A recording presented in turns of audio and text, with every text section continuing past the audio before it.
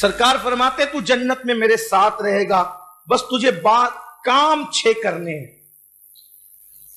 جنت میں حضور کے ساتھ کس کو رہنا ہے؟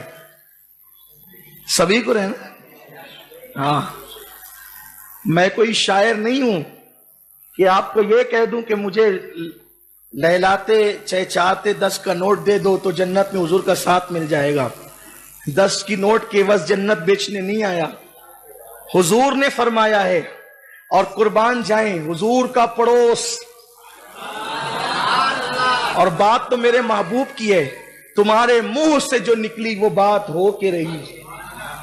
سرکار نے فرمایا تو جنت میں میرے عمل تیرا کم ہے پھر بھی تو جنت میں میرے ساتھ رہے گا۔ کرنا کیا ہے؟ صرف 6 کام۔ کتنے کام؟ 6 کام کرنے۔ حضور فرماتے ہیں اپنے دل کو 2 باتوں سے محفوظ رکھنا۔ حضور نے 6 کام دیے، 2 دل کے، 2 آنکھ کے، 2 زبان کے۔ آنکھ، دل اور زبان سے 2 کام کرنا ہے بس۔ اور کہاں جنت میں جانا ہے؟ حضور کے پڑوس میں۔ ہائے ہائے، محلے میں اگر کسی عالم دین کا پڑوس مل جائے تو کیا کہنے، اور کسی ولی کا پڑوس مل جائے تو کیا کہنے۔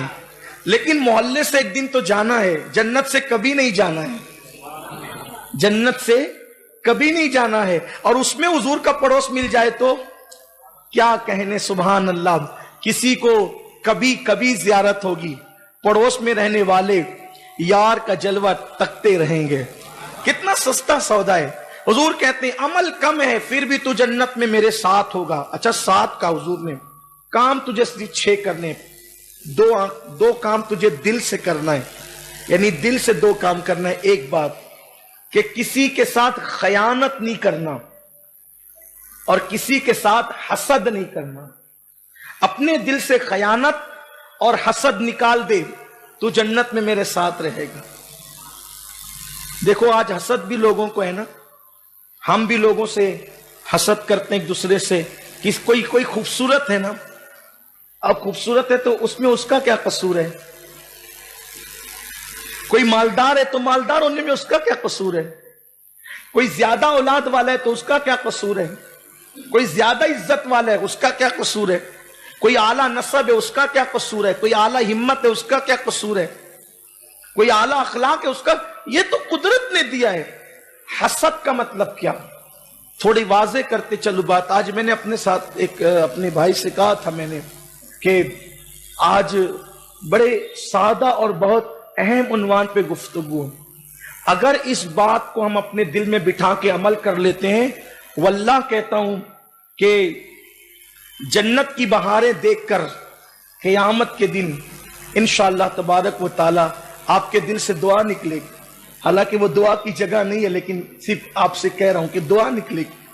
اس پر عمل کر لیں۔ ہم بہت بڑے نقصان میں غیبت کر کے، حضور نے بتایا تو چھوٹے عمل پر بھی، صرف فرائض پر، یعنی کہ نوافل اور مستحبات کی کثرت کی بنیاد پر نہیں، صرف فرائض پر عمل کر کے بھی جنت میں میرے ساتھ ہوگا۔ 2 کام تجھے دل سے کرنا ہے، خیانت نہیں کرنا، کسی سے حسد نہیں کرنا۔ دیکھو خیانت کیا کہتے ہیں؟ کسی کے مال میں اس کی اجازت کے بغیر تصرف کرنا، چوری کرنا، کھا جانا اٹھا کر، امانت میں خیانت۔ ہمارے اسلاف اتنے محتاط تھے کہ کسی کے گھر کی لکڑی اٹھا کر اس سے خلال کرنے کو بھی امانت میں خیانت تصور کرتے تھے۔ تو کہا کہ دل سے 2 کام کر کے خیانت چھوڑ دے۔ اور حسد کہتے ہیں کہ اللہ نے کسی کو کوئی نعمت دی اور آپ یہ سوچیں کہ یہ نعمت اس سے چھن جائے، اس کو کہتے ہیں حسد۔ اب آپ سے میں کہتا ہوں اس سے نعمت چھن جائے آپ کا کیا فائدہ ہے؟ آپ کو یہ کرنا چاہیے اللہ تو نے اس کو دیا اور دے اور مجھے بھی دے، اس کو کہتے ہیں رشک۔ تو اللہ بھئی ایک بڑی مثل بڑی مشہور ہے کہ کووں کے کوسنے سے گائے تھوڑی مرتی ہے۔ گائے جب چلتی ہے تو کوے کائیں کائیں کر کے کوستے ہیں کہ یہ مر جائے تو ہمیں کھانا ملے. او بھائی تجھے گائے کے مرے بغیر بھی کھانا مل سکتا ہے. کوے صاحب اللہ پہ بھروسہ تو کر کے دیکھ. تو کووں کے کوسنے سے گائے نہیں مرتی. وہ کووں کو گائے کو کوسنے کی بجائے وہ اللہ سے دعا کرنا چاہیے ہمیں روزی عطا فرما، رزق عطا فرما. اللہ تبارک و تعالیٰ کی شان ہے کہ گھونسلوں سے جب پرندے نکلتے تو خالی پیٹ ہوتے ہیں اور جب واپس پلٹتے ہیں تو بھرے پیٹ ہوتے ہیں. تو حسد نکال کہ اس کو وہ چیز ہے وہ اس سے چھن جائے، اس کے بچے مر جائے، اس کا حسن چلا جائے، اس کی دولت چلی جائے، اس کی عزت چلی جائے. حسد مت کرو، بلکہ اللہ کے یہاں تو اتنا اس کے خزانے میں کہ وہ سب کو بادشاہ بنا دے پھر بھی اس کا ختم نہیں ہوتا. ارے ختم ہونا تو دور کی بات ہے. اللہ رب العزت میرے آقا فرماتے ہیں اللہ کے خزانے کی شان یہ ہے کہ سارے اولین اور آخرین ایک میدان میں جمع ہو جائیں اور جمع ہو کر کے سب اللہ سے منہ مانگی مراد مانگے اور اللہ سب کو منہ مانگی مراد دے دے، پھر بھی اس کے خزانے سے اتنا بھی کم نہیں ہوگا. سمندر میں سوئی ڈبا کر نکالنے سے جتنا کم ہوتا ہے اتنا بھی میرے اللہ کے خزانے سے کم نہیں ہوگا. اس کے خزانے بھرے ہوئے ہیں. علماء یہود حضور کی آمد سے پہلے حضور کے وسیلے سے دعائیں کرتے تھے اور خوب ڈینگے مارتے تھے کہ وہ نبی آئیں گے تو ہم ایسا کریں گے، ہم ویسا. حضور آئے تو حسد کا شکار ہو گئے اور حسد ہی نے ان کو ایمان قبول کرنے نہیں دیا. تو اللہ کے رسول نے حسد مت کرو. اللہ کے رسول علیہ السلام فرماتے ہیں حسد نیکیوں کو ایسے کھا جاتا ہے جیسے لکڑی کو آگ کھا جاتی. حسد دلوں سے نہیں، دل صاف رکھو یار. بلکہ میں آپ سے ایک بات کہتا ہوں، اگر ولی بننا ہے، اللہ کا دوست بننا ہے، زیادہ عبادت کی ضرورت نہیں ہے. ولی بننے کے لیے زیادہ دل صاف رکھنے کی ضرورت ہے. جن کے دل صاف ہو جاتے ہیں پھر ان کو اللہ اپنے کرم سے اپنا دوست بنا لے. بلکہ عبادت کی کثرت اس لیے کروائی جاتی ہے کہ اس سے دل صاف ہو جائے، دل کی صفائی منظور. تو آقا نے فرمایا میرا پڑوسی بنے گا تو جنت میں دو کام دل سے کر، خیانت نہیں کر، حسد نہیں کر. پھر فرمایا اپنی زبان کو دو باتوں سے بچا، جھوٹ مت بول اور غیبت مت کر، تو جنت میں میرا پڑوسی بنے. تیسری اور چوتھی بات جھوٹ نہیں بولنا اور غیبت نہیں. جھوٹ سے بچو. جھوٹ اکبر الکبائر ہے. جب کوئی بندہ جھوٹ بولتا ہے تو فرشتہ 1 میل دور ہٹ جاتا ہے، اس سے اتنی بدبو آتی ہے. اور جھوٹوں پر اللہ نے لعنت کی ہے. جھوٹ نہیں بولنا اور غیبت نہیں کرنا. اللہ کے رسول میں غیبت نہیں کرنا. یہ 4 چیزیں، 5 چیزیں جس چیز کو اللہ نے حرام قرار دیا ہے اس کو نہیں دیکھنا. یعنی عورتوں پہ بد نظری نہیں کرنا. آج کل پکچر کے پوسٹر دیکھتے ہو نہیں دیکھنا. ننگی تصویریں دیکھتے ہو، اس کی میں تھوڑی تشریح کروں. ننگی تصویریں دیکھتے ہو نہیں دیکھنا. گندی پکچریں دیکھتے ہو نہیں دیکھنا. کچھ لوگ کہتے ہیں مولانا وہ پاکستانی سیریل دیکھنے میں کیا تکلیف ہے، اس میں تو بہت زیادہ گھریلو سب واقعات ہے. تو وہ جو آ رہی ہے نا وہ اداکارہ، وہ کوئی ہماری خالہ کی بیٹی تو نہیں ہے نا، وہ خلیری بہن وہ تو تھوڑی ہے نا. وہ تو آپ اس کو تو دیکھ رہے ہیں نا، وہ چہرہ کھول کر کے آ رہی ہے، آپ اس کو تو دیکھ رہے ہو، اس سے آپ کا کیا رشتہ ہے. تو جو چیزیں باہر دیکھنا حرام ہے وہ تو اندر بھی دیکھنا حرام ہے. تو عورت پر بد نظری کرنا تو باہر بھی حرام ہے، تو آپ اندر بھی اس کو دیکھ رہے تو وہ بھی تو حرام ہے. بلکہ یہاں تو خطرات ختم ہو جاتے. باہر دیکھے گا تو پٹائی ہوگی اس وجہ سے نہیں دیکھتا، لیکن یہاں تو پٹائی کا کوئی خوف ہی نہیں ہے، تو یہاں تو بد نظری زیادہ ہوگی، گندگی زیادہ ہوگی. تو اس لیے جو سیریلوں میں ناچ گانے نہیں ہوتے، جن سیریلوں میں گھریلو چاہے وہ کہانیاں بتائی جاتی ہے، اس کا دیکھنا بھی آپ کے لیے جائز نہیں ہے، کیونکہ اس میں بھی تو عورتیں ہوتی ہیں. اور اس سے بھی بلکہ معاذ اللہ ثم معاذ اللہ کچھ لوگوں نے مجھے بتایا کہ اس میں تو ایسی داستانیں بتائی جاتی ہے کہ پھر شادی شدہ عورتیں بھی ناجائز تعلقات اس سے سیکھ رہی ہے. اور پھر بھاوج کا افیئر ہے تو ننن سپورٹ کر رہی ہے، ننن کا افیئر ہے تو بھاوج سپورٹ کر. یعنی گھروں کے اندر یہ مزاج بتایا جا رہا ہے کہ ننن بھاوج ننن نہیں ہے بلکہ سہیلی سہیلی ہے. تو اب دوستی کا تقاضا یہ ہے کہ اگر ننن کا افیئر ہے تو بھاوج سپورٹ کرے، اور بھاوج کا ہے تو ننن، یعنی اس کو بھائی کی نہیں پڑی ہے، اب جو اس کی سہیلی بن گئی ہے نا ننن تو بھاوج، تو اب یہ اس کا سپورٹ کریے، کس میں؟ گناہ میں. اور اس کو کہا جا رہا ہے کہ یہ اسلامی کلچر ہے. اسلام لا حول ولا قوت الا باللہ، یہ کون سا اسلامی کلچر ہے؟ لعنت ہے.